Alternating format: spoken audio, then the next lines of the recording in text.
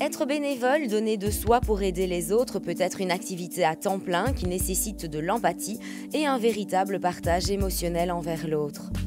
Pour vous aider à mieux comprendre la vie quotidienne d'un volontaire, nous sommes partis à Cligneval, non loin de Malmedy, pour rencontrer Bernard Lisbourg, président de l'ASBL Cadre, une association active depuis 2004 dans l'aide à la personne handicapée.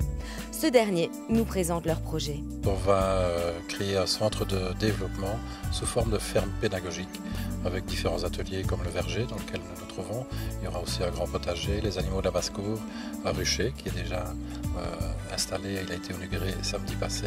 Et alors les animaux de la basse-cour et différents ateliers alors, au niveau de la transformation des produits, la tenue d'un magasin. On est en pleine opération briques, donc on a lancé notre opération briques au mois d'octobre. Le but est de récolter 1 million de briques que nous vendons virtuellement à 2 €, puisque le coût du bâtiment principal est estimé à ces 2 millions d'euros. Donc ça nous prend énormément de temps. Il y a beaucoup de relais qui se font et qui doivent se faire encore.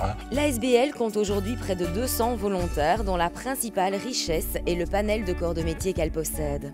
Chacun a sa propre spécificité et apporte donc sa pierre à l'édifice.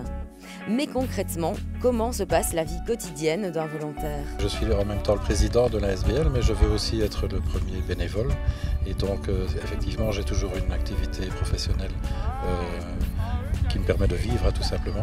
Je pense que mon investissement, en tout cas au niveau de l'ASBL, est équivalent également à un temps plein. C'est un petit peu comme si je faisais double tous les jours. Principalement, le bénévole offre du temps et pour différentes activités. Nous, principalement, jusqu'à présent, c'était des prestations de services. Il nous fallait beaucoup de chauffeurs. Aujourd'hui, nos activités commencent à se diversifier un petit peu. On a aujourd'hui des bénévoles qui sont sur le terrain et qui s'occupent de désherber le pied des pruniers, de couper les morceaux de branches qui doivent être enlevés et de mettre des copeaux de bois sur le sol pour l'aménager, puisqu'il commence sa 2e saison. Être volontaire est un choix de vie, cela prend du temps et lorsque l'on s'engage, il faut le faire sérieusement et généreusement. Mais tout cela sans oublier bien sûr le bénéfice émotionnel que cela apporte. C'est que du bonheur, c'est d'ailleurs la phrase qui traîne tout le temps sur mes lèvres.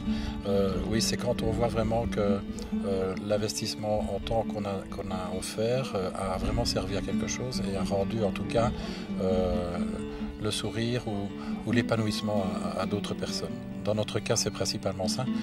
On donne maintenant, de par l'existence physique de nos activités, on donne maintenant la possibilité à certaines personnes porteuses de handicap de pouvoir réellement s'épanouir autrement que devant un écran de télévision ou enfermé dans une chambre à dessiner ou regarder un quelconque DVD. Vous aussi, vous souhaitez vous engager dans une activité de volontaire ? Pour répondre à vos questions, venez à la rencontre de volontaires et d'associations. Découvrez ce pourquoi vous êtes fait et ce qui vous touche personnellement. 3 fois par an, la province de Liège vous donne rendez-vous au Salon du Volontariat, véritable lieu d'échange et de partage. Venez donner un peu de votre temps aux autres. Nous vous attendons à Liège les 9 et 10 mai, à Welkenrad les 5 et 6 juin et à Wanze le 20 juin.